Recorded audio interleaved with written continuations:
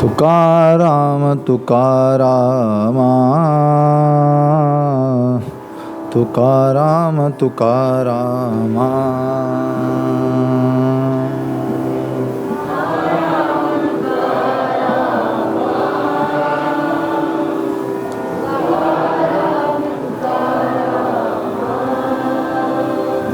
नाम घेता कापे यमा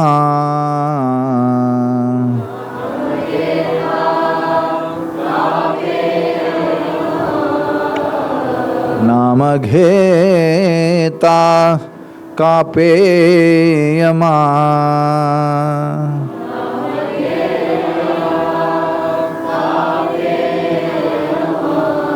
धन्य तुकोबा समर्थ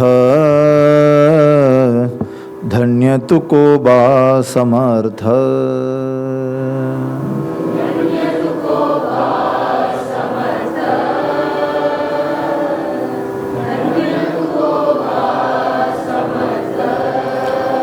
तेने केला हा पुरुषार्थ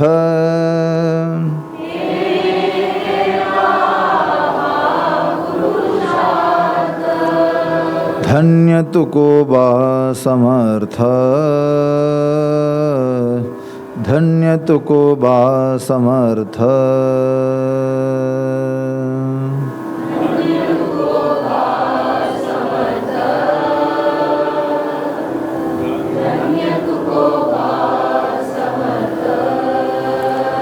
जळी दगडा सहित वाया जळी दगडा सहित वाया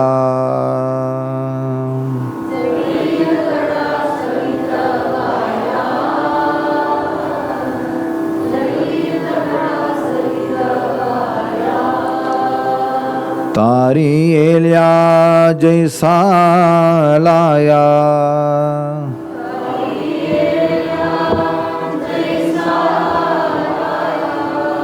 तारी येल्या जैसा लाया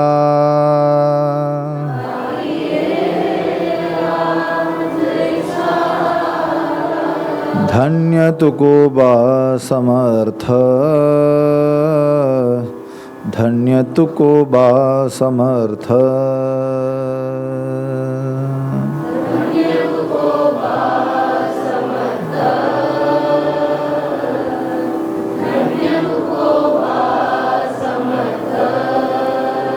मणे रामेश्वर भट्ट द्विज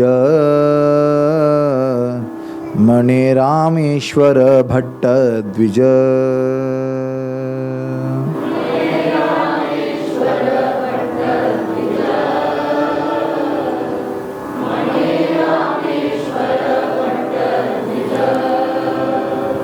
तुका विष्णू नाही दुजा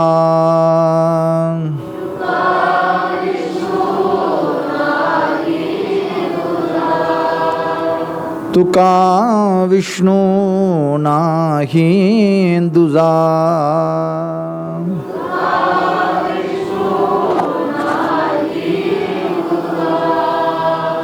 धन्य तुकोबा समर्थ धन्य तुकोबा समर्थ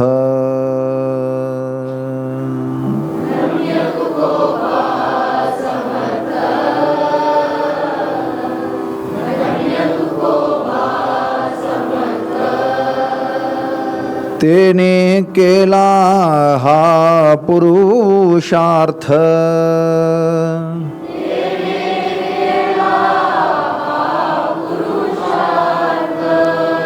तेने केला हा पुरुषार्थ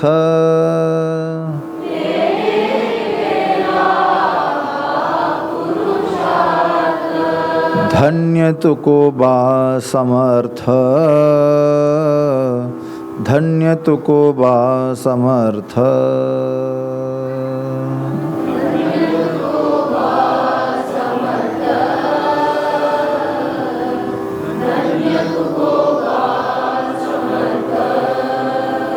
पुंडलीकवरदे हरिविठ्ठल श्री ज्ञानदेव तुकाराम पंढरीनाथ भगवान की, मावली ज्ञानेश्वर महाराज की, जगद्गुरु श्री तुकाराम महाराज की, सद्गुरुनाथ महाराज की, सब संतनों की।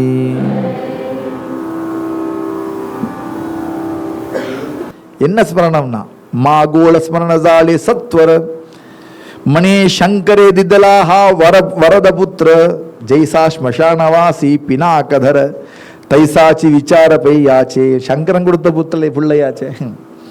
பரமேஸ்வரனா பிள்ளைய கொடுத்துருக்கார். முதல் பிள்ளை பரமேஸ்வரனா கொடுத்து.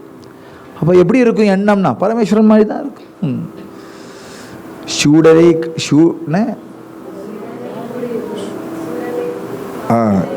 காடுடைய சுடலை பொடி பூசி என் உள்ளங்கவர் கல்வன். காடுடைய சுடலை பொடி பூசி அவன் மாட்டு ஸ்மசான பூமியில் உட்காந்துட்டு அணக்கன்னு அரிய பெரிய குடும்பம் பரமேஸ்வரனுக்கு. ஆனால் கையில் சட்டியை வச்சுன்னு அவன் மாட்டு உட்காந்து, சட்டி இருந்தால் 4 பேர்கிட்ட கேட்க வேண்டாமோ? ஆத்துக்காரியை தவிர ஒத்துட்டி கேட்க மாட்டார். அன்னபூர்ணே சதாபூர்ணே அப்படின்னு விக்ஷாந்தே ஈச்ச பார்வதின்னு அவள்கிட்ட மாத்திரம் தான் கேட்பார். வேறு யார்ட்டையும் கேட்க மாட்டார். அவர் மாட்டும் உக்காண்டு எத்தனை நாள் ஆனாலும் உட்காண்டிருப்பார். அந்த சாந்த ஸ்வரூபம், அந்த வைராக்கியம், அந்த உதாசீனம், அந்த விரக்தம், அதில் இருக்கக்கூடிய சாந்தம்.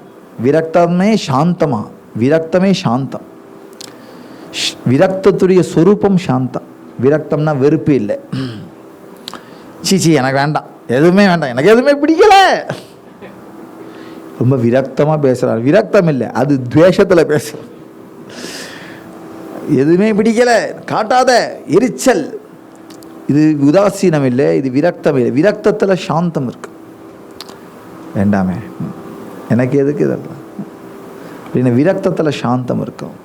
இப்படி சாந்தமாக பிள்ளைய பார்த்த உடனே இவருக்கு பரமேஸ்வரன் ஞாபகம். இது உண்மைதான் அப்படின்னு நம்பினார். 2வது என்ன செஞ்சார்னா 2வது புத்திரனை கூப்பிட்டார். மக துகயாசி போலவுனி பிரீத்தி சம்சார விருத்தி நிரவிலி தேனே தேனே உதாச தேனே கேனே உதி மகாதவட்டி தோட்யா नफ्यात असावी दृष्टी जेने स्वहित होईले शेवटी तैसे गोष्टी करावी. துக்காராம் மகாராஜா கூப்பிட்டார். இந்த பாருப்பா, சம்சாரம் மேற்கொண்டு நடக்கணும்னா நீ வியாபாரத்துக்கு வா. தேனே கேனே, குடுக்கல் வாங்கல் உனக்கு தெரியும், நீ பண்ணுறியானா? துக்காராம் மகாராஜ் தலையாட்டின. என்ன நீங்கள் என்ன சொல்கிறோல பண்ணுறேன். ஏன்னா விஷ்ணுமூர்த்தி, அவருக்கு விவகாரம் ரொம்ப பிடிக்கும். நிறைய இழுத்து விட்டுப்பார். சும்மா இல்லை, 16,108 மகிழ்ச்சிகள், எல்லாருக்கும் குடும்பம். 16,108ங்கிறது பாகவதம் சும்மா சொல்கிற சின்ன கணக்கு. என் உட்பட அனந்த கோட்டி குடும்பம் அவனுக்கு. நீங்கள் உட்பட என் உட்பட எத்தனை குடும்பத்தை பார்த்துட்டு இருக்க பதில். யாரையாவது சீபான்னு சொல்லியிருக்கானு? என் குடும்பத்தில் சேராத சொல்லவே மாட்டேன். யார் எவ்வளவு போடட்டுமே, நானாச்சு பார்த்துக்கிறேன்.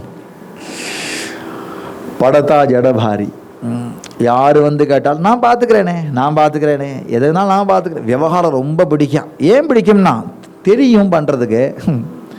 நமக்கு தான் புத்தி மட்டும், அவனுக்கு தெரியுமே. நமக்கு 4 பேர் எக்ஸ்ட்ரா சேர்ந்தாச்சுனாலே தலை வெடிக்கிறது. ஆனால் அவனோ ஜெகத்ரக்ஷகனாக இருக்கான்.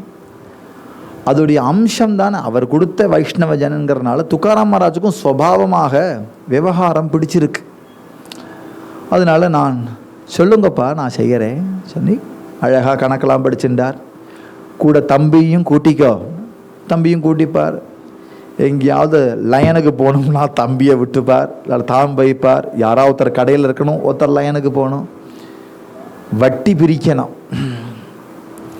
மாமா துக்காவா வாங்க, நாளைக்கு தரலாமா? சரி மாமா, பரவாயில்லையே, தரலாமே மாமா, நாளைக்கு தர்றேன். நானே வந்து தரேன். இருக்கட்டும் மாமா, நான் எப்படி இந்த தெரு வழியாக வருவேன், உங்களுக்கு எப்போ சொரியுமோ சொல்லுங்கள், நான் வந்து வாங்கி. நீங்கள் அலைய வேண்டாமாம்மா. சரி, இப்படி ஒரு குழந்தை, இப்படி ஒரு வட்டி கலெக்ட் பண்ணுறவர் யோசிச்சு பார்த்துக்கோங்க. இவருக்கு வட்டி எப்படி தருவானா? அந்த அந்த கிராமமே நல்லவாளாக இருந்த, தேவ் கிராமம் எல்லாரும் நல்லவாளாக இருந்தா. துக்காராம் மகாராஜா எல்லாரும் பிடிக்கும். இவாளுடைய பரம்பரை ரொம்ப நல்ல குட்வில்னு சொல்கிறா இல்லையா, அது மாதிரி துக்காராம் மகாராஜ் எல்லார்ட்டையும் நல்ல பேர் வாங்குறார், எல்லார்ட்டையும் நல்ல பேர் வாங்குறார். யாரு கடன் தர முடியாது நினைக்கிறவா கூட துக்காராமன் பார்த்தா ஐயோ இந்த குழந்தைய ஏமாத்தக்கூடாது அப்படின்னு அவனுக்கு மனசு மாதிரி கொடுப்பாளாம். யாராவது ரொம்ப ஏழையா இருந்தா துக்காராமுக்கே வாங்கணும்னு தோணாதான். போலோபாட்டை வந்து சொல்லுவான், ரொம்ப ஏழையப்பா, அவருக்கு நம்ம கடன் கொடுத்தோம் இல்லையா, அவர் ஏதோ வியாபாரம் பண்ணினார், சரி வரலை, சரிப்பா பரவாயில்ல, என்னைக்காவது அவன் நல்லா ஆயிடுவான் இல்லையா, அப்போ கொடுத்தா வாங்கிக்கலாம் அப்படின்னு போலோபாவும் விடுவாராம். இவர் இறக்கத்துக்கு ஏற்ற மாதிரி சப்போர்ட்டுக்கு அப்பா, இப்படிலாம் இறக்கப்படக்கூடாது, வியாபாரத்தில் கராராக பேசணும். அவன் நஷ்டமடைஞ்சா லாபம் அடைஞ்சா உனக்கு எனக்கு என்ன, அவன் நஷ்டமடைஞ்சதுக்காக வேண்டி நாம் நஷ்டமடைய முடியுமா அப்படின்னு கேட்க சொல்லி கொடுக்க தெரியாத அப்பா, வைஷ்ணவராக இருக்கிறனால. இப்படின்னா 2 பேரும் பார்ட்னர்ஷிப்பு, அப்பா புள்ள இப்படி போயின்னு இருக்கு. எல்லாருக்கும் சந்தோஷம். ज्येष्ठ कनिष्ठ दोगी भार्या आणि संसार ही आवरी तुकया ऐसी स्थिति देखोनिया माता पितिया संतोष.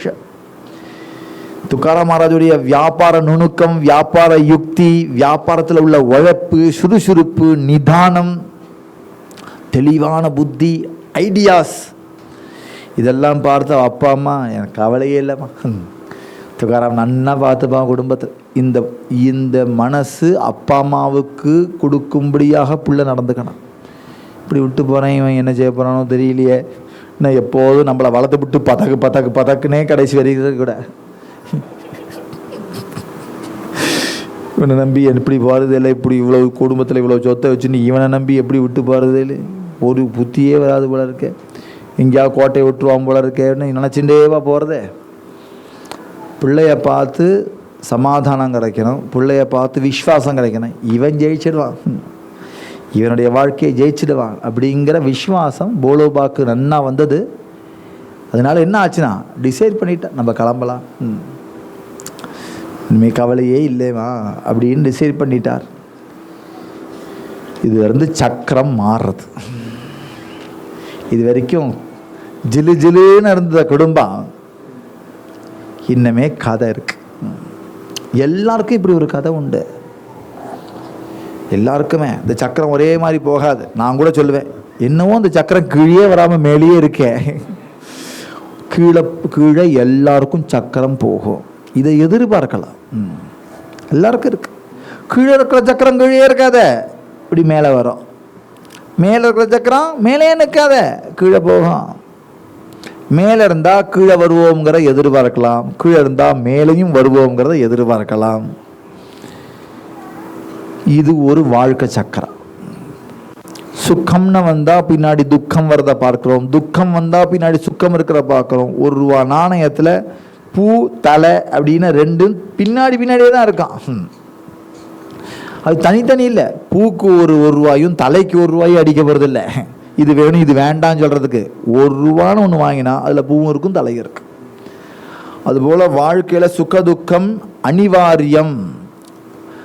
மாத்ரா ஸ்பர்ஷாஸ்து கௌந்தேய ஷீதோஷ்ண சுக துக்கதாக ஆகமாஃப் பாயினோ நித்யாக தான் திதிக்ஷஸ்வ பாரத. எல்லாருக்கும் பொடுக்குன்னு கீழே போயிடும், திக்கு தெரியாமல் நிற்கும். இப்படியும் பார்த்துருக்கு. நம்ம கிராமத்திலேயே சில குழந்தைகள்லாம் ஸ்கூல் முடிச்சுட்டு அம்மா சட்டியை தூக்கிண்டு குழந்தைய அனுப்புவா. 4 குழந்தையிலையும் வாங்கிட்டு வாடா யாட்டியாவது, இந்த சட்டியை தூக்கின்னு நின்றுருக்கு. அந்த குழந்தைகள் இன்னைக்கு பெரிய பிஸ்னஸ் மேனாக இருக்கா. எதுக்கு பார்த்து எங்கள் அப்பா வாழ்க்கையில் பார்த்த கதை என்கிட்ட சொல்லியிருக்கார். நான் இப்போ அவளை பார்க்குறேன், அவளே சொல்லுவா எப்படி இருந்தோம். இன்னைக்கு காலையில் கூட அவரை பார்த்தேன். எப்படி இருந்தோம்? சட்டி தானே தூக்கியிருந்தோம். எங்களுக்கு கிருஷ்ணன் இப்பேற்பட்ட ஒரு வாழ்க்கை கொடுத்துருக்காரு. இதை நினச்சிண்டே நான் கண்ணீர் விட்டு இருக்கேன், எனக்கு வேற ஒன்றும் பக்தி தெரியாதுன்னு அவர். இவ்வளோதான் பக்தி, வேற என்ன பக்தியாக இருக்கு? எப்படியோ வாழ்க்கைய பகவான் நடத்துவார். கீழே வரும்போது பகவான் பாதுகாப்பாக இருப்பார், மேலே வரும்போது பகவான் தூக்கி சமைப்பார். இரண்டும் புரிஞ்சுட்டா போகிறோம். இந்த சக்கரை சுத்தலாம், பகவான் நம்மளை விட்டு வெளியில் போக மாட்டார். பகவன் நாம சங்கீர்த்தனம் சக்கரத்தை மேலேயே நிற்காட்டுறதுக்கு இல்லை, கீழே வரவும் மேலவும் சக்கரம் சுத்தலாம், அச்சாணி ஒரே இடத்துல நிற்கும். அது மாதிரி நம்மளுடைய வாழ்க்கை சக்கரத்தில் எத்தனை மேல் கீழ் போனாலும் பக்தி அச்சாணி மாதிரி ஒரே இடத்துல நிற்கணும். எப்படி போனா என்ன? எல்லாருக்கும் போகிறது தானே. எனக்கு என்ன 2 கும்பா மாடு வச்சிருக்க, எனக்கு மாத்திரம் சுகம் மாத்திரமே வரணுங்கிறதுக்கு எல்லாருக்கும் உள்ளது தானேப்பா. வீட்டில் பெரியவான இருந்தால் வயசானா போகிறதுங்கிறது சகஜம்தானே. என் குழந்தைக்கு உயிர் கொடுங்கோ அப்படின்னு சொல்லும் பொழுது கொடுக்குறேன். எந்த வீட்டில் சாவில்லையோ அவள்கிட்ட இருந்து ஒரு படி அரிசி வாங்கிட்டு வா அப்படின்னா, எந்த வீட்டில் சாவி இல்லை சொல்லுங்க? எந்த வீட்டில் சாவி இல்லை? ஆனால் ஒரு காலம் இருக்கு, அவ்வளவு பிரேமையாக அப்பா அம்மாட்ட இருக்கும் பொழுது அந்த அப்பாவும் அம்மாவும் தன்னை விட்டு பிரிஞ்சு போனால் அங்கே அந்த வந்தை மேதேகா நித்தியஸ்தியோக்தா ஷரீரினஹான்னு சொல்ல மனசே வராது. என்ன வரும்னா, என்னை விட்டு போயிட்டே சொல்லத்தான் மனசு. ஏன் அப்படி சொல்கிறதுன்னா, பிரேம அவஸ்தை, அது அஜ்ஞானம் இல்லை. ஏன் அஜ்ஞானம் இல்லைன்னா, வெறுப்பு வரலை, வாழ்க்கையில் ஒரு தொய்வு வரலை, பாண்டங்கன்ட்ட கோபமும் வரலை, யார் மேலேயும் பழியும் போடலை. ஆனால் பிரேமையை இழக்கிறோம். இந்த அவஸ்தை தான் துக்காராமுக்கும். இப்போ போலோபாவும் கணக்காயும் ஒரு சின்ன காலத்துக்கட்டத்துக்குள்ள 2 பேரும் வைகுண்டவாசி. இவர் போனார், இந்த அப்பா மீட்டதுலேருந்து வெளியில் வரத்துக்குள்ளேயே அம்மா போயிட்டு. என்னதான் இருந்தாலும் அம்மானா அம்மா தான். நீங்கள் யாரை சொல்லுங்க, அம்மானா அம்மா தான். ஆதிசங்கர பகவத் பாதாலே கதர்றார், மாத்ரு பஞ்சகம் போடுறார். நீ நானும் என்ன, எல்லாருக்கும் உண்டு. அப்பா இருக்கிற வரைக்கும் சந்நியாசம் வாங்கிட்டாச்சுன்னா, சந்நியாசத்தில் பூர்வாசிரமத்தில் அப்பா அம்மா இருந்தால் அவளுக்கு நமஸ்காரம் கிடையாது. அவள் தான் உங்களை அவளை நமஸ்காரம் பண்ணுவாள். சன்னியாசிகளை அப்பா அம்மா 2 பேரும் வந்து தம்பதிகளை நமஸ்காரம் பண்ணுவா. நான் அவள் வேற. இப்போ என்ன சம்ஸ்காரம் அடே அப்பா, யோசிச்சே பார்க்க முடியல. இந்த ஞானம் பிரத்யக்ஷம், சும்மா அனுமானமே இல்லை. மம விரதே ஹிருதயம் தே ததாமின்னு சொன்ன மாத்திரத்தில் அவன் சத்குரு ஜகத்குரு. என் ஹிருதயத்தை உனக்கு கொடுத்துட்டேன்ப்பா அப்படின்னாலே குரு ஆயிட்டார். க்ஷணத்தில் ஜகத்குரு. எங்க இருந்தார்னா, எங்கேயோ இருந்தார். கடாட்ச மாத்திரத்தில் ஜகத்குரு. ஜகத்குரு போன மாத்திரத்தில் அடுத்த க்ஷணம் அப்பா அம்மா தம்பதிகளாக குழந்தைக்கு. ஏன்னா என் குழந்தை இல்லையே, ஜகத்குருனா பிரத்யக்ஷம் ஞானம். ஏன்னா லேசை பார்த்துன்னு தானே இருக்கோம், இன்றைக்கும் பார்க்குறோமே. அவிச்சின்னமாக வரக்கூடிய பரம்பரைகளில் பார்த்துன்னு தானே இருக்கோம். அப்படி ஜகத்குரு ஆனாலே, அப்பா போய்க்கப்புறம் அம்மா மாத்திரம் வந்தால் ஜகத்குரு நமஸ்காரம் பண்ணுவார். அம்மாவுக்கு மாத்திரம். அப்பா இல்லை வச்சுக்கோங்க, அப்பா வைகுண்டவாசி ஆகிட்டார். பூர்வாசிரமத்தில் அம்மா இருக்காருன்னா, சன்னியாசி அம்மா மாத்திரம் பார்த்தார்னா அம்மாவுக்கு நமஸ்காரம் பண்ணுவா. ஜகத்குருவாக இருந்தார். என்ன ஏன் சொல்ல வரேன்னா, அம்மாவுக்கு அவ்வளோ மதிப்பு. அப்பா போனால் அப்பா ஆதார சக்தி, அம்மா பாலனிய சக்தி. ஆதாரம் போகிறதா கூட பரவாயில்ல, பாலனியமும் போகிறதுனா ரெண்டும் கிட்ட கிட்ட சின்ன சின்னதாக நெருக்க போயிடுத்துனதோ துக்காராமுக்கு மனசு உடஞ்சி போச்சு. ரொம்ப கவலையாக இருக்கார். 2 பேரும் சீக்கிரம் போயிட்டாள் என்னை விட்டு அப்படின்னு சொல்லி பாண்டக நாமத்தையே அனவர்த்தம் சொல்லிகிட்டே இருக்க அடுத்தாப்புல மேற்கொண்டு என்ன ஆச்சுன்னா அண்ணாவுடைய ஆத்துக்காரியும் கிளம்பிட்டார். மூத்த அண்ணா சாவாஜியோடைய ஆத்துக்காரி. உடனே அதுவும் நடக்கிறது. டெத்துனா டக்கு டக்கு டக்கு. இப்போ என்ன தோணணும்னா ஏதோ தோஷமோ பரிகாரம் பண்ணணுமோ இப்படித்தானே தோணணும். துக்காராமுக்கு அப்படி தோணலை. துக்காராம் மகாராஜ் எல்லாத்தையும் பார்த்து விட்டு சரீரம் அனித்தியம், வாழ்க்கை அனித்தியம்.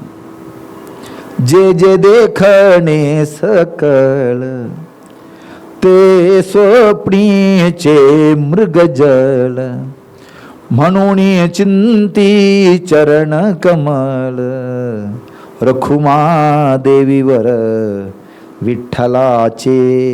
இதெல்லாம் அனித்தியம். இப்படின்னா தோணணும். ஒரு ஷாவை பார்த்த உடனே நமக்கு தோஷம் இருக்கான்னு நினைக்கக்கூடாது. அடிக்கடி வந்துட்டே இருக்கு, ஓ என்னதோ தெரியல அடிக்கடி வருது, என்ன ஜோசியன்ட்ட போகக்கூடாது. என்ன தோணணும்னா அதான் ஞானமாக ஆக்கிக்கணும் துக்கத்தை. அப்படி தானே இப்போ தோஷ பரிகாரம் பண்ணிட்டாப்புல எல்லாரும் 5000 வருஷம் வாழப்போறாள். அவன் குடும்பத்தில் 5000 வருஷமா வாழப்போறா இல்லையானோ? என்னைக்காவது போகத்தானே செய்யணும். எழுதி வச்சது தானே. அனித்யம் அசுகம் லோகம் இமம் பிராப்பிய பஜஸ்வமாம் அப்படி சொன்னா, அதில் ஒரே டயத்தில் வாங்கி போட்ட 15 லைட் இருக்குன்னா எல்லாம் ஒரே டயத்தில் போகணுங்கிற அவசியம் இல்லை. ஆனால் டக்கு டக்குன்னு போகிறதுக்கு வாய்ப்பு இருக்கு, மொல்ல போகிறதுக்கு வாய்ப்பு இருக்கு.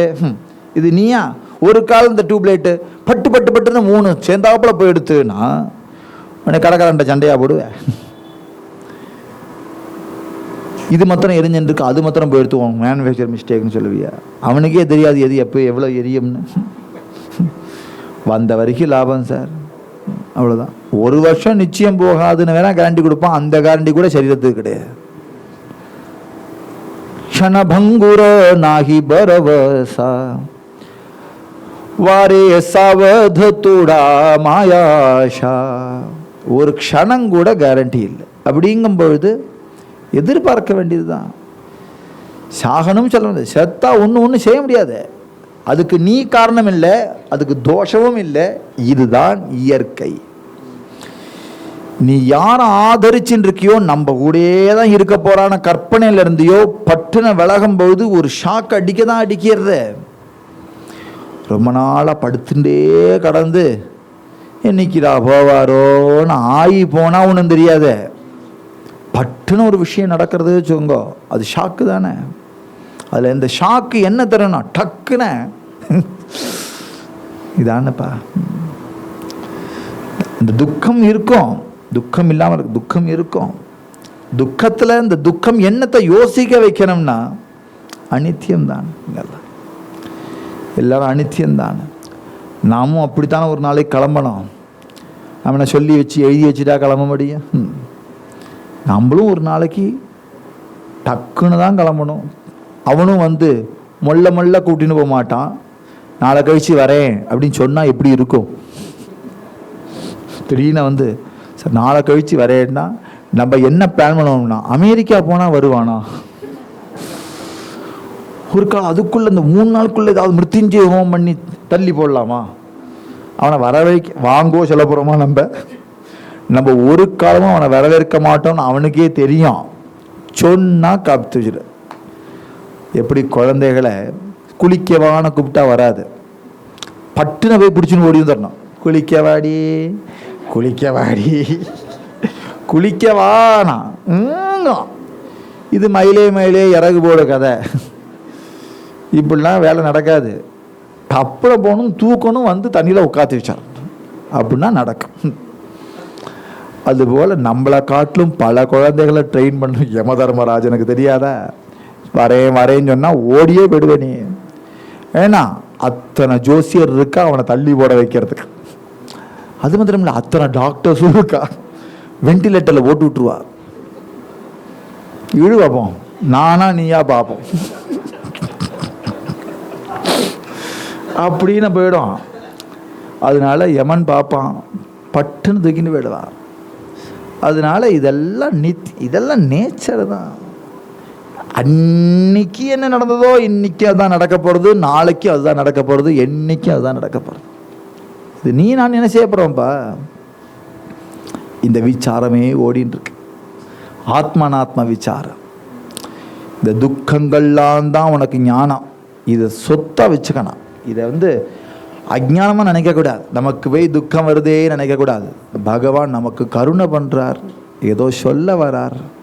அந்த துக்கத்தில் நாம் என்ன படிச்சுக்க போகிறோம்? துக்கத்தில் என்ன லெசன்? ஒவ்வொரு துக்கத்துக்கும் பழி போடுறது தான் சரி. அவன் அதனால தான் இந்த துக்கம். இதுதான் இது இல்லைன்னா வந்திருக்காது. இப்போ சொல்லி வந்தாச்சே இன்னமே என்ன சொல்ல போற? இந்த துக்கத்தில் என்ன பாடம்?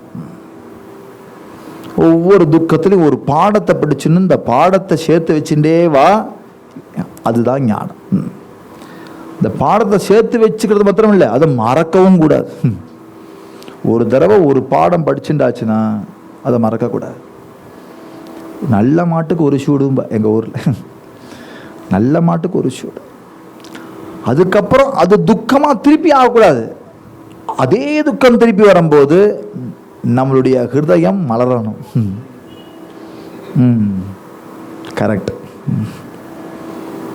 ஒரு தடவை தான் துக்கப்படலாம் ஒரு விஷயத்துக்கு. அதே விஷயம் திருப்பி துக்கமாக வந்ததுன்னா ஒன்று தெரியும் எனக்கு, நீ எப்படி இருக்கே தெரியும் அப்படின்னு துக்கத்தை எதிர்கொண்டு பிரசன்னமாகிறது தான் ஞானம். இப்படி துக்காராம் மகாராஜ் அத்தனை சாவியை மீறி,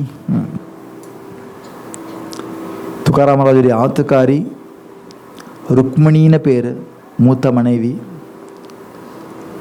அவளுக்கு க்ஷயரோகம் வந்துடுது, டிபி, டியூபர்குலோசிஸ். அந்த லொக்குன்னு இருமிண்டே இருக்கா. அவளால் ஒன்றுமே செய்ய முடியல. துக்காராம் மகாராஜுக்கு சாவாஜியும் பார்த்துக்க வேண்டியிருக்கு, ஜீஜா இந்த ருக்மணியும் பார்த்துக்க வேண்டியிருக்கு, வியாபாரத்தையும் பார்த்துக்க வேண்டியிருக்கு, துக்கம் வேற. இப்படி இருந்துகிட்டே இருக்கும்பொழுதே சொந்தக்காரெல்லாம் சேர்ந்து இவளுக்கு ஒரு 2வது கல்யாணம் பண்ணினா தேவலை, ஒரு சுபமாவது நடக்கட்டும்பா. ஏன் 2வது கல்யாணம் பண்ணணும்? ஆத்துக்காரியை உட முடியல இல்லையா? என்னதான் இருந்தாலும் புருஷன் ஒரு ஸ்திரீக்கு எல்லா கைங்கரியும் பண்ண முடியாதுப்பா. அதனால இன்னொரு கல்யாணம் பண்ணிண்டா நீ குடும்பத்தை அவள்கிட்ட விட்டுட்டு வியாபாரத்தில் பண்ணலாம். உனக்கே ஏற்கனவே அவ்வளோ துக்கம் இருக்குது. வரிசையாக அசுபம் நடந்தாலும் ஒரு சுபம் நடக்கட்டுமே. துக்காராம் மகாராஜ் சாத்விகமாக இருக்கிறனால 4 பேர் ஒரு அபிப்பிராயத்தை கொண்டு வரும்பொழுது அதை மீறி பேச முடியலை. சரின்னார். பெரிய மிட்டாதார்.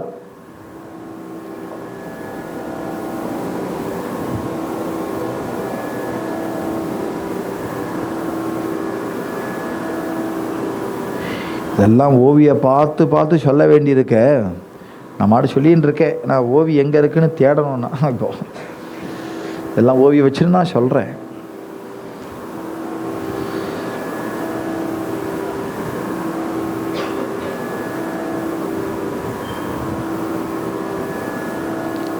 பூனேல அப்பாச்சி குலவ்யா அப்படின்னு ஒருத்தர் இருந்தார், பெரிய மிட்டாதா சாவுகார். அந்த சாவுகாருடைய பொண்ணு ஜீஜாபாய் அப்படின்னு பேர்.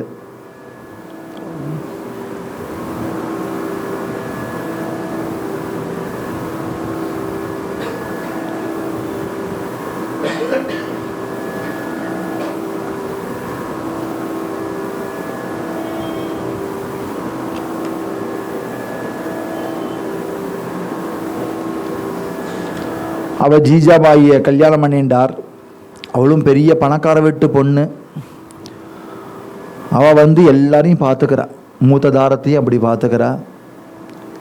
தன்னுடைய மச்சினர் சாவாஜியை பார்த்துக்கிறா. இன்னொரு மச்சினர் கானோபா எல்லாருக்கும் சமைச்சு போடுறா. இவர் வியாபாரத்துக்கு போகிறார். பெரிய உழைப்பாளி. ஆனால் வியாபாரம் எவ்வளோ உழைச்சாலும் இவர் கொடுக்க வேண்டியவா கொடுக்கறதே இல்லை. செலவு நிறைய ஆயிண்டே போகிறது. 4-5 யுக்திகள் பண்ணுறார். அந்த யுக்திகள்லாம் பலிக்கலை. கொஞ்சம் கடன் வாங்கி வியாபாரத்தில் போட்டு எப்படியாவது மேலே வந்துடலாம் பார்த்தார். அதுவும் வர முடியலை. சாவாஜி பார்த்தார், இவனும் வியாபாரம் நஷ்டமாறுது, ஆத்துக்காரி நமக்கு சமைச்சு போட்டுன்னு இருக்கா, நம்ம ஆத்துக்காரியோ கிளம்பிட்டா, நம்ம பாரமாக இருக்கக்கூடாது. சாவாஜி நேரம் வந்து துக்காராம ரசி சொல்கிறார், துக்கா எனக்கு அப்பாட்டே சொன்னேன், நீயும் இருந்த, எனக்கு ஞானத்தில் தான் ஆசை. அடியனுடைய அபிப்பிராயம் ஒன்று இருக்குது, அது அண்ணாவா இதை நீ ஏற்றுக்கணும். நான் சொல்கிறத என்ன,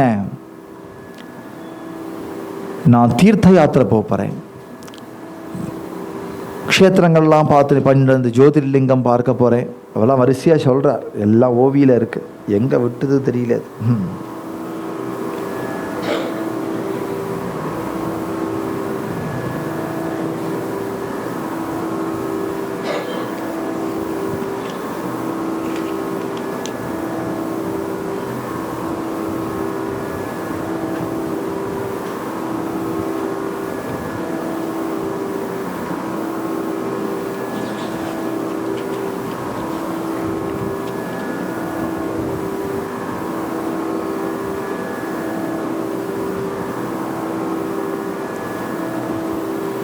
ऐसे चित्तासी देत धीर तो वडील सावाजी सहोदर त्याची सुई पावेळी परत्र तेने अंतर दुःखावळे परमाणुताप धरुणी मणी बंधु तो गेला तीर्थाटनी मुखी अमृत संजीवनी नामस्मरणी सर्वदा सप्तपुर्या ज्योतिर्लिंग 12 दृष्टासी पाहिलित्या अवसरा पुष्करादि तीर्थकरुणी सत्वरा दूसरा संसार निवटिले.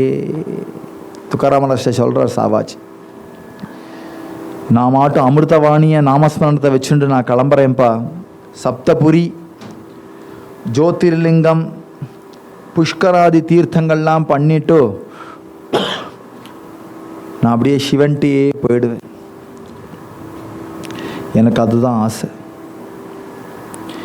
என்னை வேண்டான்னு சொல்லிடாத, என் ஆக்ரகம் அங்கே தான் இழுக்கிறதுப்பா. நீ புரிஞ்சுப்பியோ, அண்ணாவுடைய மனசு புரிஞ்சுப்பியோ. பேசுறதுக்கு வாய் இல்லை. அண்ணா நான் ஏதாவது தப்பு செஞ்சேனா? இல்லையப்பா, நீ ரொம்ப சாது, நானும் உன்னை வெறுத்தோ வேற எதையோ நினச்சிண்டோ போகலப்பா, என் மனசு அங்கே போகணும்னு துடிக்கிறது, அதனால போகிறேன். சமயம் கிடச்சா வருவேன், பொழைச்சி கிடந்தா வரேன், என்னை தேடாதே அப்படின்னே சொல்லிட்டு சாவாஜி தீர்த்தாடனம் கிளம்பிட்டார். அண்ணாவும் கிளம்பிட்டாரா? இன்னும் அண்ணா கிளம்பிட்டாரே, சும்மா தானே உட்காந்துருந்தார். அதுதான் பிரேம. எவ்வளோ உழைக்கிறேன், சும்மா உட்காந்துருக்கிய அப்படின்னு சொல்லுவாரா துக்காராம்? அவர் அந்த ஞானத்தை துக்காராம் புரிஞ்சுன்னு இருக்கார். சாவாஜியுடைய ஞானம் பக்குவம், பரிபக்குவம். ஒரு சாதுடைய ஹிருதயம் இன்னொரு சாதுக்கு தானே தெரியும். இந்த பரிபக்குவத்தை புரிஞ்சதுனால சாவாஜியும் கட்டுப்படுத்த முடியல. ஆனால் பிரேமையில் அவர் துக்கிக்கிறது கூட கொஞ்சம் துக்கிக்கிறது. அவர் கிளம்பிட்டார். இவருக்கோ வியாபாரம் நஷ்டமாயிட்டே இருக்கு. தைசே துகையாச்சி தனதானிய சமஸ்த ஆட்டோணி கேலே ஜே தே தே தேத் யாவஸ்தவ ஹோவுனி சிந்தாக்ராந்த மணி கைசி மாத்த கராவி. என்ன செய்ய போகிறோம்னே தெரியல. அண்ணான்னு ஒருத்தர் கைடு பண்ண இருந்தார். அப்பா அம்மா இருந்தா போயிட்டார். அண்ணான்னு இருந்தால் அவரும் கிளம்பிட்டார். மண்ணியும் கிளம்பிட்டார். யாத்துக்காரியோ க்ஷயமாக கிடக்க. பெரிய ஆத்து பொண்ணை வேற கல்யாணம் பண்ணிட்டு வந்திருக்கேன். சம்பாதிக்க துப்பு இல்லாமல் போயிடக்கூடாது. என்ன செய்யலாம், என்ன செய்யலாம்? நாளாக நாளாக தனதானியங்கள்லாம் குறைஞ்சுட்டே வருது. என்னதான் பெரிய ஜமீன்தாராக இருந்தாலும் குபேரனாகவே இருந்தாலும் வருமானம் இல்லாமல் நித்தியமும் செலவுனா குபேரனும் ஒரு நாளைக்கு போண்டி தான்.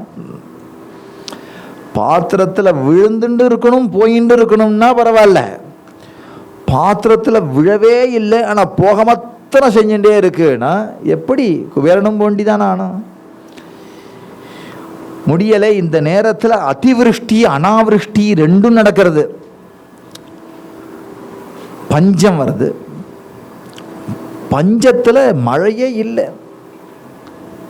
இந்த பஞ்சத்தை பூனே கெசட்டில் ரெக்கார்ட் பண்ணியிருக்கா.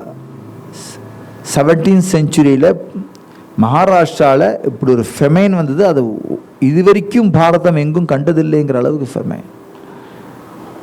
6 வருஷ காலம் கடும் வறட்சி, அதுவும் சேர்ந்தது. இதெல்லாம் என்னன்னா தாபத்ரயம்னு சொல்கிறோம், அதிபௌத்திகம்னு சொல்கிறோம். அந்த தாபம் இதில் நம்ம ஒன்றும் செய்ய முடியாது. சுனாமி வந்ததுன்னா நான் ஃபென்ஸை போட்டு காக்க முடியும்? நம்மளை செய்கிற தப்புனா அங்கங்கே குளத்தை மூடுறது, சாக்கடையை மூடுறது, இது இல்லாமல் இருந்தாலும் ஆனாலும் கூட மழைன்னு ஒன்று அதிகமாக பெஞ்சா ஆடு மாடும் குளங்களும் நம்மளும் முங்கி தான் தீரணும். அதிவிருஷ்டி வந்தால், அனாவிருஷ்டி வந்தால் நம்மளும் வறண்டு தான் தீரணும். இதெல்லாம் பௌத்திகமானது, நம்ம ஒன்றும் செய்ய முடியாது. பௌத்திகத்தில் ஒன்றுமே செய்ய முடியாது. அதனால பௌத்திகத்தில் வந்ததுனால பூதங்கள்லையும் அப்படி பார்த்தார். பயங்கரமான ஃபெமைனையும் பார்க்கிறார். அவளுக்கு விவசாயத்துக்கு இடம் இல்லை. எல்லாருக்கும் காசு இல்லைன்னா யார்கிட்ட வருவான்? லோனு வாங்க பேங்கர்கிட்ட தான் வரணும்.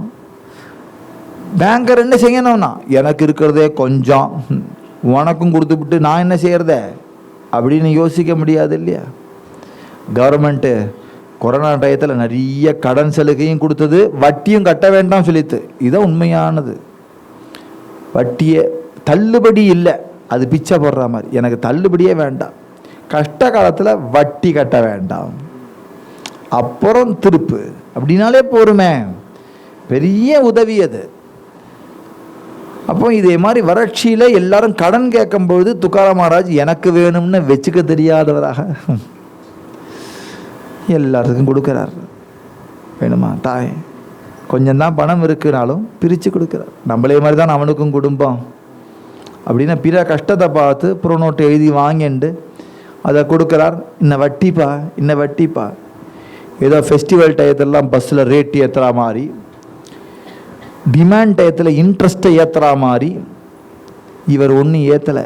அதே இன்ட்ரெஸ்ட்டு, அதே வட்டி எல்லாருக்கும் கொடுத்து முடிக்கிறார். எல்லாரும் ரொம்ப கொண்டாடிட்டு போகிறா. ஆனால் அவளால் வட்டி கொடுக்க முடியல. ஏன்னா முதலையே காணும். ஏன்னா நாளைக்கு மழை பெய்யும், நாளை கழிச்சு மழை பெஞ்சிடும், அடுத்த மாதம் மழை பெஞ்சிடும். இந்த வர்ண ஜபம் பண்ணியிருக்கா, மழை பெஞ்சும். ஏதாவது இந்த காட்டுக்கோவிலில் அபிஷேகம் பண்ணிட்டு வந்திருக்கா, மழை பெஞ்சிடும்.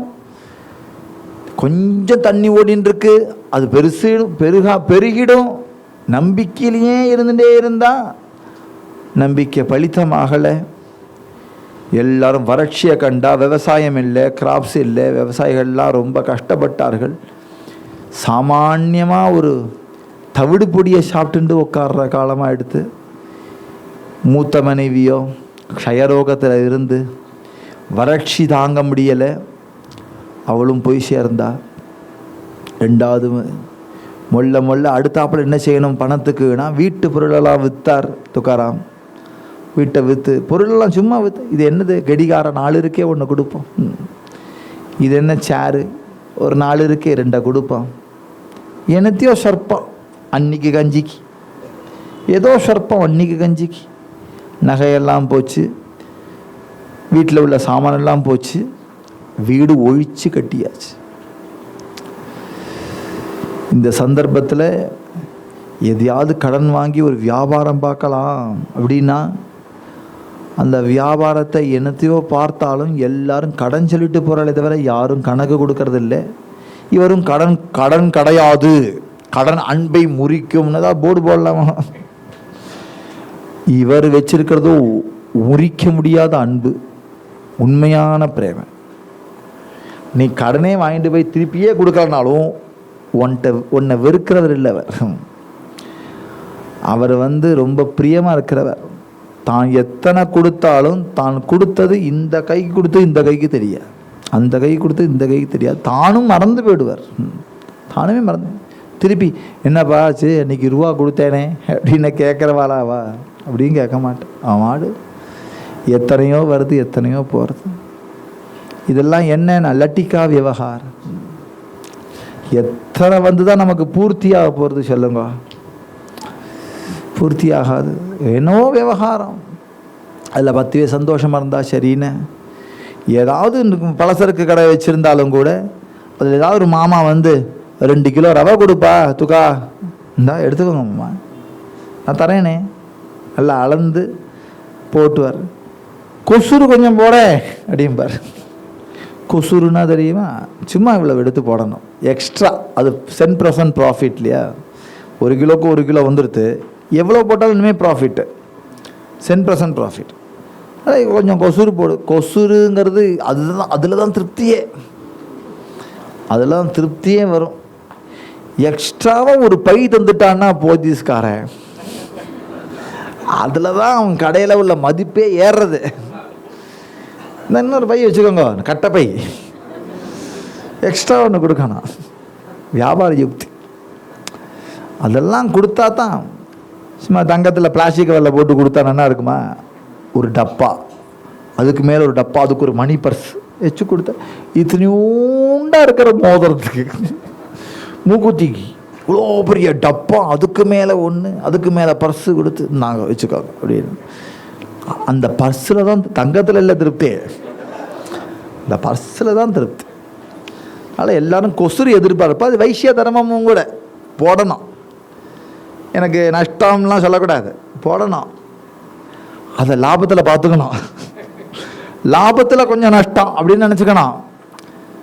இவர் கொசுறு போட்டால் எப்படி போடுவது தெரியுமா? 1 கிலோ வாங்கினா 1/2 கிலோ கொசுறு போட்டு இந்த வச்சுக்கோங்க, எடுத்துக்கோங்களேன், எடுத்துக்கோங்க, அள்ளி அள்ளி கொடுப்பார். இந்த மனுஷால்கிட்ட தான் ஏமாறுறோம். மாட்டு தீவனம் வச்சா, மாட்டுக்காரன் அடிக்கடி வாங்கிட்டு போகணும், மாட்டு தீவனமும் வச்சார், மாடே நேரம் வந்துடுத்து.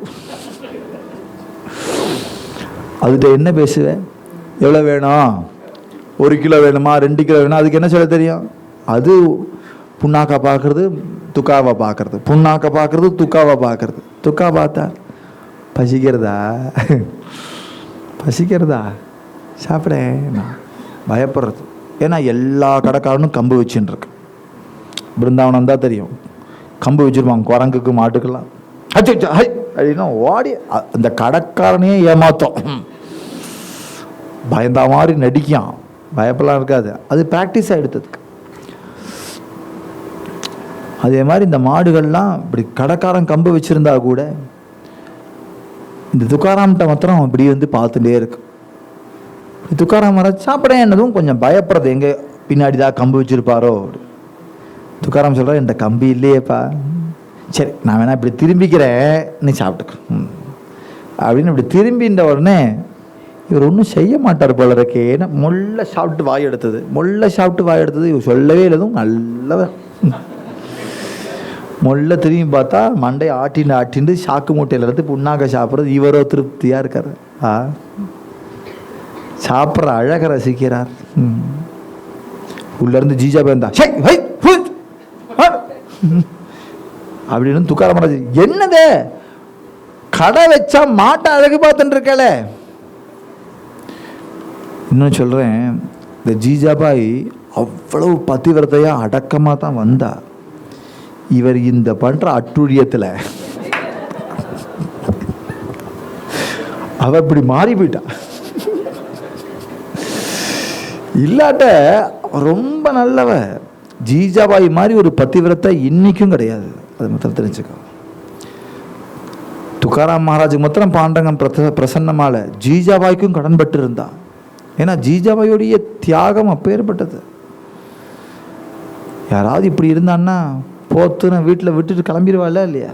நான் ஏன்டா உன்னோட கஷ்டப்படணும்? எங்கள் வீட்டில் நல்ல சம்பாத்தியம், அவள் கூப்பிட்றாளோ இல்லையோ அதை பற்றி இவளுக்கு கவலை இல்லை. எங்கள் வீட்டில் நான் ராணியாக்கம், கிளம்பலாமா இல்லையா?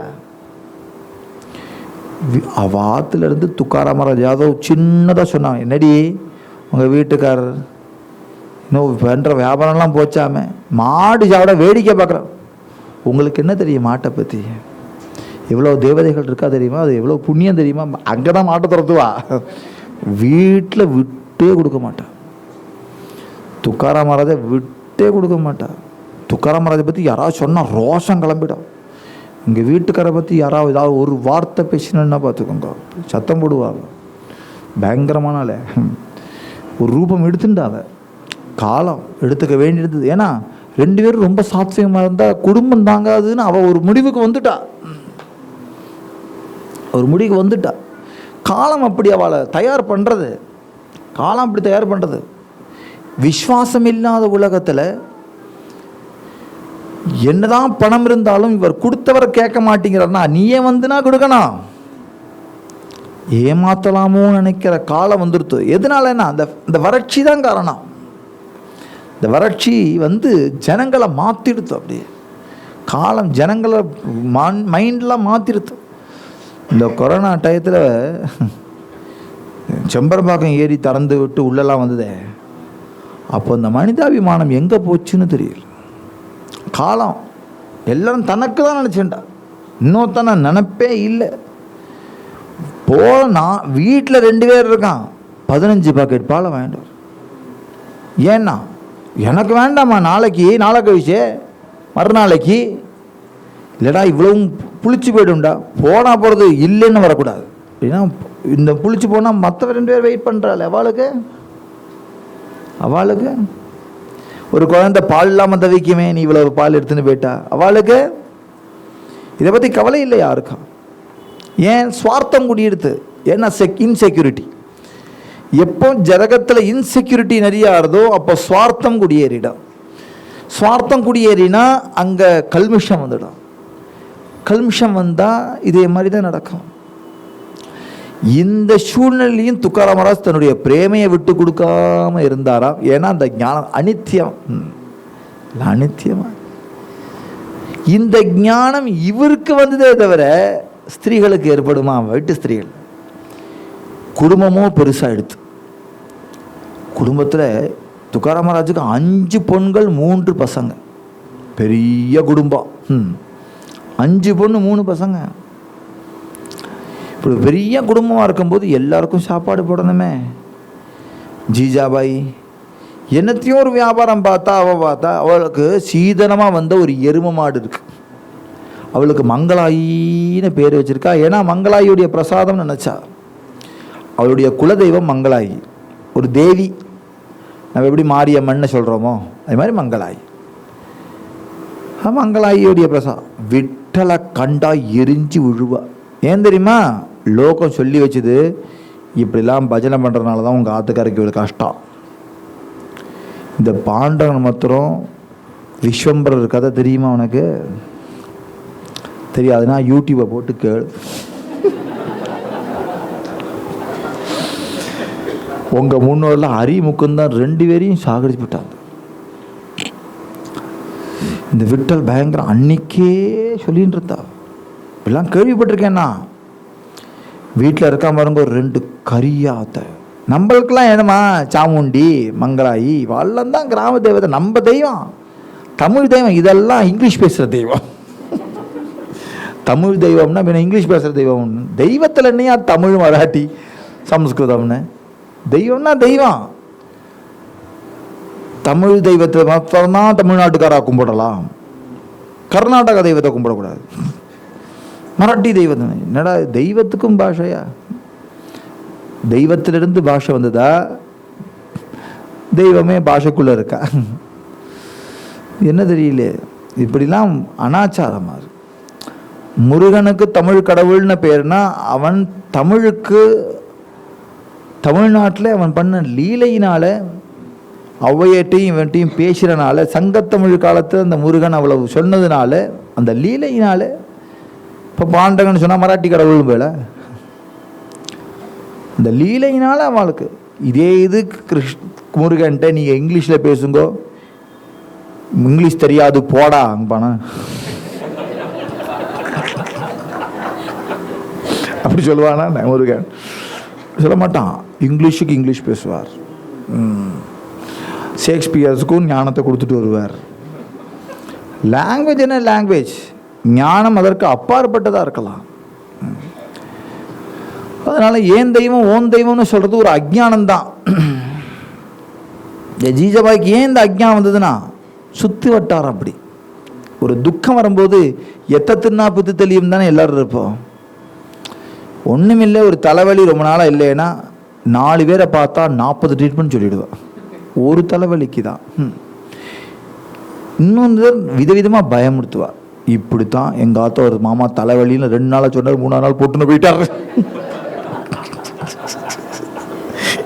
ஏன் டியூமராம் கை நிற்காம தலைவலி சும்மா சொல்லிட்டு இருந்திருக்கார், போயிட்டார். இவ்வளோ கொண்டு கப்ப கப்ப இது ஏன் மாமி என்கிட்ட சொல்ல. சமுதாயம் மாதிரி இம்பேக்ட் பண்ணுறது ஒன்றுமே கிடையாது. அவ்வளோ இம்பேக்ட் பண்ணும் சமுதாயம். நீ உனக்கு எங்கே போச்சு புத்தி? நீ நம்ம தான் விசாரம் பண்ணிக்கணும். எல்லாத்துக்கும் பயந்துட்டே இருப்பாள சமுதாயம். என்னெல்லாம் சொல்லலாம், என்னென்னாலும் சொல்லட்டுமே, என் மனசாட்சி என்ன சொல்கிறது அதனால் பார்க்கணும். ஆனால் துக்காராம் மகாராஜை விட்டு கொடுக்காத ஜீஜாபாய் பாண்டவன்ட்டும் போவோம். ஏன்னா ஊதினவா அப்படி ஊதியிருக்கா, காதல உள்ளவா. இந்த பேர் உங்கள் ஆத்துக்காரர் நிறைய விட்டல் விட்டல் விட்டல் சொல்கிறவரையும் எல்லாம் டல்லு டல்லுன்னு ஓடிடும், ஒழிச்சு கட்டிடுவான். உங்கள் ஆத்த ஒன்றுமே இல்லை பற்றியா. எங்கள் ஆத்த 4 சோஃபா மிச்சம். ஏன் தெரியுமா? நாங்கள் எங்கள் தெய்வம் வேறு, இதெல்லாம் சாத்தான் சொல்கிறாளே ஒரு கோஷ்டி. சாத்தானை நம்பாத, எல்லாம் சாத்தானுங்கிறாளே. சாத்தானை நம்பினா எல்லாம் அவள் தான் தூய ஆவி, நம்மெல்லாம் கருப்பு ஆவி. கிறிஸ்டன்லாம் கருப்பு ஆவி, இயேசுநாதர் வெள்ளையாக இருக்கிறதுனால தூய ஆவி. நம்மெல்லாம் சாத்தான் அப்படின்னு சொல்கிறா இல்லையா? இதை நம்பி எத்தனை பேர் போவா இல்லையா? ஏன் போகிறான்னா, சாகிற நேரத்தில் ஹாஸ்பிட்டல்லையே உட்காந்துண்டு கிறிஸ்டியன் மிஷினரிஸ்னு உதவி பண்ணல அவா, மத மாற்றம் பண்ண வந்தா. ஏன்னா ஹிஸ்ட்ரி எடுத்து படிச்சுக்கோங்க. ஸ்கூல் கட்டினா, ஹாஸ்பிட்டல் கட்டினா, ஆர்ஃபனேஜ் கட்டினா. ஏன்னா ஆர்ஃபனேஜ்னா சீக்கிரம் கன்வெர்ட் ஆகலாம். அனாதையை பிடிச்சாச்சுன்னா அவனுக்கு அப்பம் கிடையாது, தடுக்க ஒத்துரும் கிடையாது. வாயா நீ தான் ஜேம்ஸு, நீ தான் ஜான்சன், நீ தான் டேவிட்டு, நீ தான் ஃபிலிப்ஸு, பேரை கொடுத்துடலாம். ஈஸி அவளுக்கு, பாப்புலேஷன் ஈஸி. பணமும் எவனோ தரான், எவனோ கொட்டுறான், நமக்கு என்ன பிரச்சனை? ஆர்ஃபனேஜ் நடத்து. பார்க்கறதுக்கு வெளியிலேருந்து இறக்க மாதிரி தோணா. ஒரு தெரசான ஒருத்தி இருந்தா, அதுதான் முதல்ல. சில பேருக்கு அது நான் சொல்கிறது எப்படி எடுத்து போயோ தெரியாது. ஹிஸ்ட்ரியை படித்தா நான் சொல்கிறது தெரியும். இவெல்லாம் என்ன செஞ்சான்னா, இறக்கம்ங்கிற போர்வையில் மத கலவரம், மத மாற்றங்கள் இதுவும் தான் உண்டாக்கினான். எல்லாருக்கும் பண்ணுறோம்னா நீங்கள் சொல்லுங்க, கிறிஸ்டியன் ஸ்கூல்லையே இருக்கட்டும். நான்லாம் கிறிஸ்டியன் ஸ்கூலில் தான் படித்தேன், நாங்கள்லாம் மதம் மாறலைன்னா. மதம் மாற்ற முயற்சி பண்ணியிருப்பேன், நீங்கள் மாறலை, அவ்வளோதான். நீங்கள் மாறலை, முயற்சி நடக்கும், நிச்சயம் நடக்கும். எல்லாம் வல்ல இயேசுநாதர் ஆரம்பிப்பா. உனக்கு மார்க் நன்னா வேணுமா? நான் தான் மார்க் போட போகிறேன், ஆனால் நீ இயேசுநாதர் பேரை சொன்னால் நல்லா மார்க் போடுவேன். இயேசுநாதர் பேர் சொன்னால் உனக்கு நிறைய மார்க். யாரெல்லாம் பண்ணுறாங்க பின்னாடி இருந்து அவளுக்கு மாத்திரம் நிறைய மார்க் போடும். இயேசுநாதர் உனக்கு கிருபை பண்ணிட்டார். யாரெல்லாம் சரியாக இருக்கலாம் அவளுக்கெல்லாம் தப்பு. இப்படி ரேசிசம் இருந்திருக்கு. ஹாஸ்பிட்டலில் சாகிற நேரத்தில் ஹாஸ்பிட்டல் திடீர்னு டாக்டரை பயமுறுத்திட்டு போயிடுவார். இதெல்லாம் கிறிஸ்டியன் மிஷனரிஸில் நடக்கிறது. திடீர்னு பயமுறுத்திட்டு போயிடுவார். என்னவோ தெரியாது, 24 மணி நேரம் தான் பார்க்கலான்ட்டு போயிடுவார். இவா ரொம்ப பரிதாபத்தில் இருக்கும்போது 4 பாதிரியார் வருவா. நீங்கள் இப்போ சொல்லுங்க மதம் மாறுறேன்னு, இயேசுநாதர் காப்பாற்றுவார் சொல்லுவா. என்ன செய்வா? காப்பாற்றினா போகும், மதம் மாறுறேன், வெறும் மதம் மாத்திரேன்னதும் டாக்டர் சொல்லுவார், சார் ஓகே எல்லாம் சரி பண்ணிவிடுங்க அப்படின்னா சரி பண்ணிடணும். நடக்கும், இப்படி தான் நடக்கிறது. எத்தத்தின் அப்பித்து தெளியுங்கிற போது யார் சொன்னாலும் கேட்க தானே செய்வோம். ஜீஜாபாய்க்கு யார் மேலே பிரியம்னா, ஆத்துக்காரன் மேலேயும் பிரியம், குழந்தை மேலேயும் பிரியம். ஏன்னா சாமானியம் ஒரு பொம்பளை தானேம்மா, எல்லாருக்கும் பிரியம் தானே அவளுக்கு. குழந்தை குட்டி நன்னா இருக்கணும், அப்பா அம்மா ஆத்துக்காரர் நன்னா இருக்கணும். அதனால இதெல்லாம் சொன்னதெல்லாம் நம்பினா அவளுக்கு பாண்டவன் மேலே எரிச்சல் வந்தது. ஆனால் துக்காராம் மகாராஜோ ஜீஜாபாய் சொல்கிறதெல்லாம் வேடிக்கையாக இருந்தது. அவருக்கு அவர் கோபம்லாம் படலை, வேடிக்கையாக இருந்தது. இந்த பாண்டவனை பார்க்க போகாத பாண்டவனுக்கே ரொம்ப சந்தோஷமாக இருந்தது. ஏன் தெரியுமா? என்ன திட்டினாலும் துக்காராம் மகாராஜ தெய்வமாக மதிக்கிறேன். அதுதான் தெய்வ குத்தத்துக்கு கூட பிராயச்சித்தம் உண்டு, சாதுக்களுடைய அபச்சாரத்துக்கு தான் பிராயச்சித்தம் கிடையாது. நீ க்ஷேத்திரமாக போய் தெய்வத்தில் கூட அபச்சாரம் பண்ணிட்டு வந்துடலாம், தெய்வம் மன்னிக்காம். சாதுக்களை அபச்சாரம் பண்ணால் உனக்கு கதியே இல்லை. இவன் வைஷ்ணவனை பிடிச்சுட்டா, பாண்டவனை தூஷிச்சா, அதனால பாண்டவனும் அவளை ஓகே என்ன வயசாக வெய்யட்டும், துக்காரமராஜன் நன்னா பார்த்துக்கிறது அப்படிங்கிறதுனால பாண்டவனுக்கும் ஜீஜாவி மேலே ரொம்ப பிரியம் வந்துடுத்து. இப்படி பலவிதமான வியாபாரங்களை நடத்தின்றிருக்கார். மேற்கொண்டு எப்படி இவருடைய ஞானத்துக்கு போகிறார் அப்படிங்கிறதான் கதையெல்லாம். இது வரைக்கும் சாமானியருடைய கதை பார்த்தேன் இல்லையா, நாளிலிருந்து அவதார புருஷருடைய கதையை பார்ப்பேன். அங்கே தான் எப்படி இந்த அவதார புருஷருங்கிற நிலையை எடுக்கிறாருன்னா, இந்த துக்கமெல்லாம் ஞானமாகிறது. துக்கமெல்லாம் ஞானமாய்க்கு அப்புறத்துலேருந்து அந்த ஞானத்துக்கு பகவான் பிரத்யட்சமானதுங்கிறது ஆச்சரியம் இல்லை. மேற்கொண்டு நாளைய தினம் துக்காராம் மகாராஜ் சரித்திரம்